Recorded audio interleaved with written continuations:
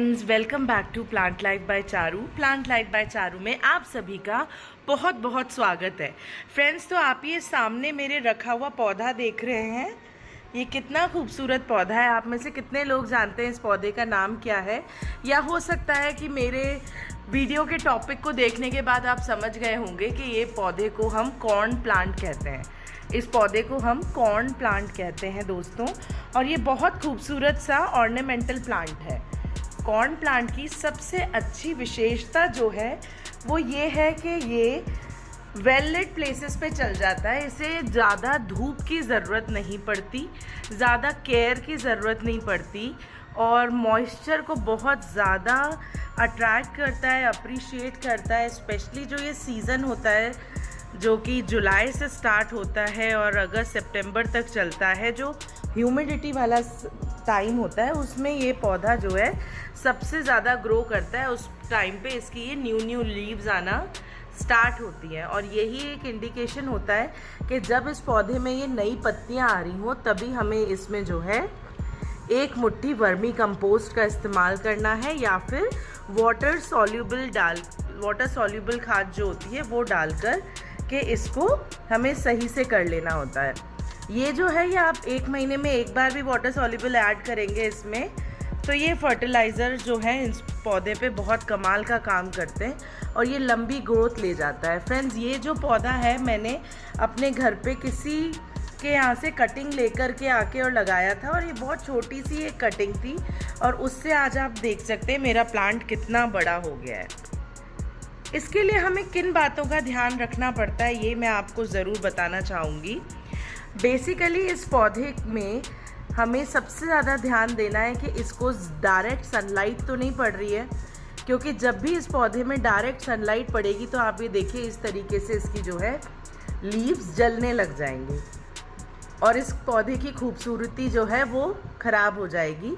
आपका corn plant जो है ऐसा जला जला सा दिखने लग जाएगा जैसे ये एक लीव हो रही है। ओके फ्रेंड्स, सेकेंड पॉइंट जो आपको ध्यान रखने वाला है कि इसमें ये ओवर वाटरिंग बिल्कुल भी नहीं चाहता है। ओवर वाटरिंग अगर आप करोगे तो आपकी जो सॉइल है इसकी जो रूट्स को बिल्कुल डैमेज कर देगी। तो इसमें पानी आपको गर्मी के सीज़न में हफ्ते में 2 बार डालना है, सर्दियों के सीज़न में आपको 10 से 12 दिन में 1 बार ही पानी डालना है, ज़्यादा पानी नहीं डालना। कोशिश हमेशा ये कीजिए कि जब भी इस पौधे को आप पानी डालते हैं तो ऊपर से डालिए ताकि पूरा पौधा आपका क्लीन हो जाए। जैसे हम पौधों को मैं बाकी सारे वीडियोस में आपको बताती हूँ, वाटरिंग का सबसे अच्छा तरीका होता है कि आप एक पाइप लेके शावर कराइए पौधों को। और अगर आप वो नहीं भी कर सकते हैं तो आप इस पौधे को ऐसी जगह पे रखिए जहाँ डायरेक्ट लाइट तो पड़ती है लेकिन सनलाइट नहीं पड़ती है।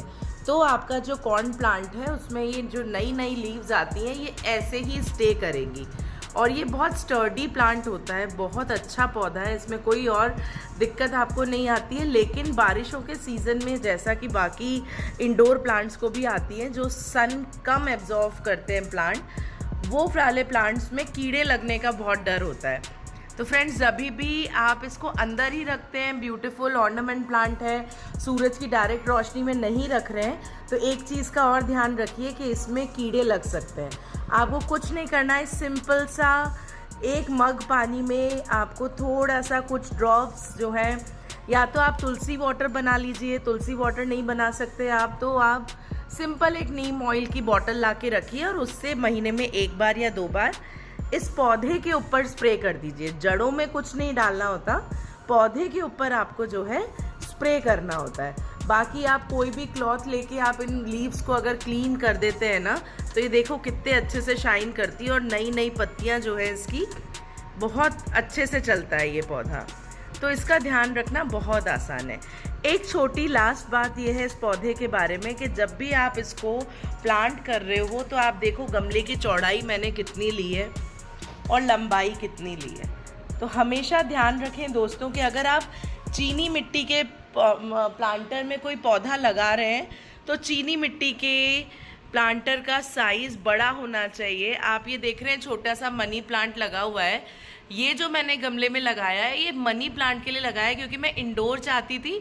मनी प्लांट को अगर आप बड़ा गमला दे दोगे तो बहुत तेज़ी से बढ़ने लग जाता है, मुझे ये छोटा सा ही चाहिए था टॉप पे। पर ये जो प्लांट है इसको आप जब भी लगाएंगे एक बड़े गमले में लगाइए, या फिर आप टाइम टू टाइम इसकी रीपॉटिंग करते रहिए। अगर आप एक अच्छे गार्डनर हैं, आपको आता है रीपॉट कैसे करते हैं, या आपने माली लगाया हुआ है, तो आप जब पौधा छोटा है तब उसको 4-5 इंच के प्लांटर में लगाइए, और जैसे जैसे पौधा बड़ा होता जाता है तो ये 12 से 18 इंची गमले में लग जाता है।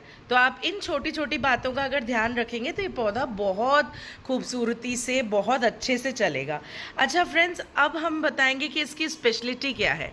ये जो पौधा है ये फर्स्ट नंबर पे तो इंडोर प्लांट है, बहुत अच्छा है ये ऑक्सीजन के लिए। सेकंड नंबर, थर्ड नंबर जो है, ये जो प्लांट है ये आपके घर से बेसिक फॉर्मेल्डिहाइड्स को हटाता है। बेसिकली ये क्या करता है, जितने भी फॉर्मेल्डिहाइड्स हमारे घरों में मौजूद हैं ये उनको हटाता है। जितने भी ये मॉस्किटोज़ होते हैं, इंसेक्ट्स होते हैं, वो सब इस पौधे को अगर आप रखोगे तो नहीं आएंगे, वो नहीं आएंगे। कुछ पौधे होते हैं जिनको हम अगर अंदर रखते हैं तो उनके वजह से ये कीड़े पनपने लग जाते हैं, पर अगर हम इस पौधे को रखते हैं तो ये एक बहुत अच्छा एयर प्यूरिफायर है, और ये टॉक्सिन्स को भी हटाता है, और इसके आसपास कभी भी आप मक्खी, मच्छर या किसी और इंसेक्ट को बैठते हुए या उड़ते हुए नहीं देखेंगे। ये एक बेहतरीन प्लांट है, कॉर्न प्लांट हम इसे इंडिया में कहते हैं। चाइना और जापान में इस प्लांट को हार्मनी का भी साइन बताया गया है, क्योंकि ये इसको देखकर ही आपको ऐसा लगेगा कि बहुत पीसफुल प्लांट है।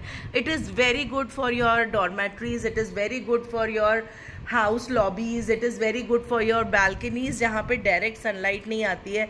या आप अगर चाहते हैं कि आपको मेरे तरह शौक है, आप घर के अंदर पौधे रखना चाहते हैं, तो आप अपनी कोई ऐसा स्थान ढूंढ लीजिए घर में जहाँ आपके रोशनी आती हो, और उस रोशनी से ही ये पौधा आराम से घर के अंदर आप सजा सकते हैं। जैसे मैंने ये ड्राइंग रूम में रखा हुआ है फ्रेंड्स, तो यूजुअली ये जो पॉट है मेरा ये यहाँ रखा रहता है नीचे, और यहाँ ये मेरी विंडो है पूरी, तो इससे जो डायरेक्ट लाइट आती है, सनलाइट नहीं होगी लेकिन जो वेल लाइट कहती हूँ ना मैं, अच्छी रोशनी जो आती है, उसमें ये पौधा बहुत अच्छे से पनप जाता है।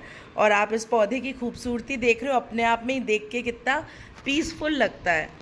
तो फ्रेंड्स, इस वीडियो में इतना ही। आप लोगों की रिक्वेस्ट पे इस पौधे के बारे में डिटेल्स मैंने दी थी।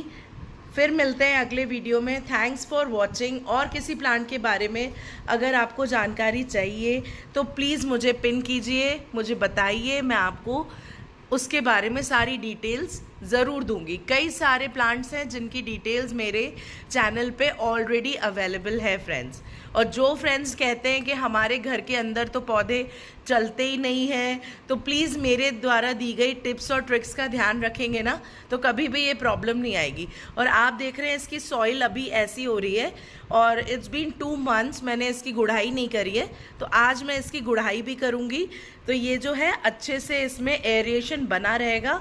सॉइल का हमेशा ध्यान रखिए कि हल्की सॉइल रखनी है आपको।